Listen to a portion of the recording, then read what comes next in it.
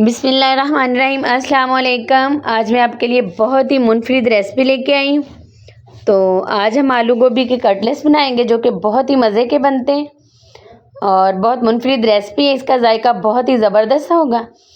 तो आपने कई तरह के कटलेट्स खाए होंगे, तो इस तरह के कटलेट्स कभी नहीं बनाए होंगे, इतने ही ज़बरदस्त बनते हैं। तो आलू गोभी का सालन पड़ा था तो मैंने कहा चलें आज कोई नई चीज़ इससे बनाते हैं।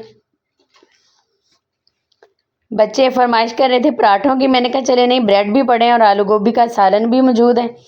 तो आज मैं आपके कटलेट्स बना के देखती हूँ। तो नाश्ते के लिए भी ये ज़बरदस्त है और लंच बॉक्स के लिए भी बहुत ही ज़बरदस्त है। तो बच्चों को बहुत ही ये पसंद आए, तो आप भी इस तरह से बनाइएगा ज़रूर।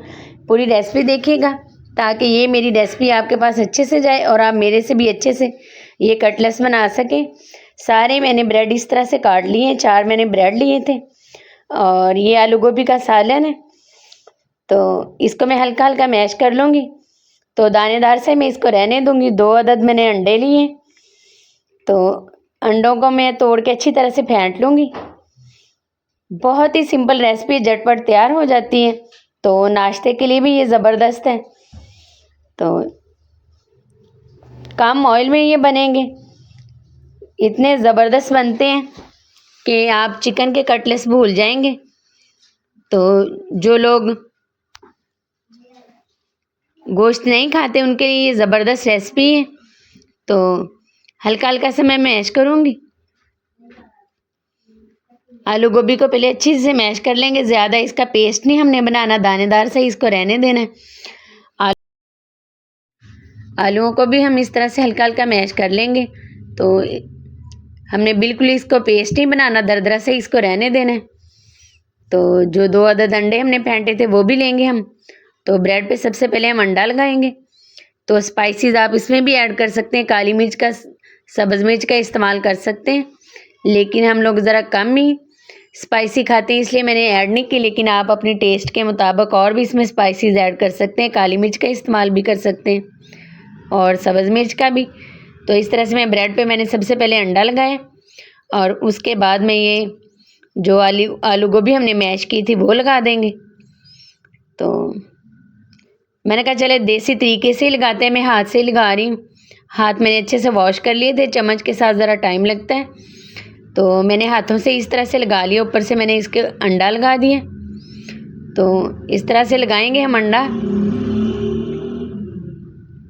और कम ऑयल में ये हम बनाएंगे। तो हल्का सा मैं ग्रीस करूँगी सिर्फ पैन को। तो जब लाइट सा गोल्डन कलर आ जाएगा तो तब हम पलट देंगे। दूसरी साइड पे भी आप अंडा लगा सकते हैं अगर आप लगाना चाहें तो मैंने उसके ऊपर आलू गोभी लगा दी, ऊपर से मैंने इसके अंडा लगा दिए। तो मैं पैन में ऐड कर दूंगी। जब क्रिस्पी ये हो जाएगा तब हम इसको प्लेट में निकाल लेंगे। बहुत ही सिंपल रेसिपी है, चाय के साथ ये बहुत ही ज़बरदस्त है। नाश्ते के लिए भी ये बेस्ट रेसिपी है और हेल्दी भी है। बच्चों को लंच बॉक्स में भी आप दे सकते हैं। तो ये स्नैक बहुत ही मज़े के बनेंगे। आप आलू गोभी के पराठे भूल जाएंगे अगर इस तरह से ये आलू गोभी के स्नैक बनाएंगे। तो केचप के साथ, रायते के साथ भी ये बहुत ही मज़े के लगते हैं और चाय के साथ तो बहुत ही मज़े के लगेंगे। तो ये देखें माशाल्लाह से मैंने इसकी साइड पलट दी है। तो कम ऑयल में मैं बना रही हूँ, इसमें इस तरह से ज़्यादा ऑयल भी नहीं लगता। और जब दोनों साइड से ये लाइट से गोल्डन हो जाएंगे तब हम उतार लेंगे, पैन से प्लेट में निकाल लेंगे। तो ये देखिए मैंने डिश आउट कर दिया। तो कितने ज़बरदस्त से हमारे झटपट ये आलू गोभी के स्नैक तैयार हो चुके हैं। बहुत ही मज़े का फ्लेवर है, बहुत ज़बरदस्त बनते हैं। तो बच्चे बड़े भी शौक़ से खाएंगे। तो इस तरह से ये बना के ज़रूर ट्राई कीजिएगा। अक्सर हम सालन बनाते हैं आलू गोभी का या कोई भी वेजिटेबल हो, पड़ी होती है फ्रिज में, तो वो निकालें इस तरह से जब भी भूख लगे तो झटपट ये तैयार कर लें। बना के ट्राई ज़रूर किया करें रेसिपी को और कमेंट्स में भी लाजमी बताया करें। तो इस तरह की नई नई रेसिपीज़ को देखने के लिए चैनल को सब्सक्राइब करें, लाइक करें, शेयर करें। फेसबुक पेज है वो भी आप ज्वाइन कर सकते हैं। तो माशाल्लाह से बहुत ही ज़बरदस्त ये स्नैक है। तो मैं तो खा रही हूँ, बहुत मज़े के लगे हैं मुझे। तो आप भी ज़रूर बनाइएगा। दुआ में याद रखें। अल्लाह हम सबको अपने हिफ्ज़-ओ-मान में रखें। अल्लाह हाफिज़।